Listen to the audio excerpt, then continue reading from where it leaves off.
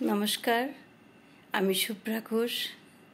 আমার স্বরচিত কবিতা এলো টুনটুনি ভোরবেলায়। একটা ছোট্ট টুনটুনি উড়ে এসে বসেছিল হঠাৎই আমার ব্যালকনির কার্নিশে। ঘুম ভাঙা চোখ মেলে চেয়ে দেখি, চেয়ে আছে নির্ভীক।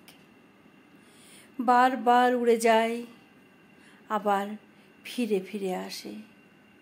কিসের আকর্ষণে? আমি মনে মনে হাসি। পড়লি কি প্রেমে আমার? কি অদ্ভুত ছোট্ট টুনটুনি। নিত্য আসা যাওয়া, সূর্য ওঠার আগেই আমার কার্নিশে। ওর সরু কণ্ঠস্বরে আমার ঘুম ভাঙে। আমিও সম্মোহিতের মতো এক পা করে বার হয়ে আসি ছোট্ট পরিসরে। বিচিত্র ভাষায় কত কথা বলে যায়, আমি মন দিয়ে শুনি। আমার আদরের ভাষা ওর হৃদয়েও অনুরণিত।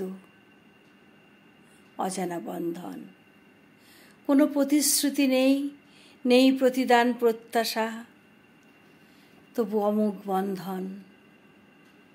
দুটি ভিন্ন প্রজাতি কিসের টানে বাধা পড়ে গিয়েছিল সেদিন। এক ঝড়ের রাতে সব কিছু ওলট পালট। ভোর হলো, গড়ালো বেলা, মধ্য গগনে সূর্য। সে এলো না।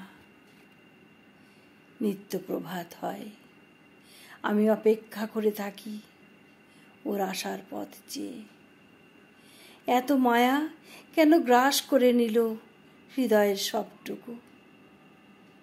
হোক না ভিন্ন প্রজাতি, অসম সম্পর্ক, তবু দুটি হৃদয় এক হয়েছিল।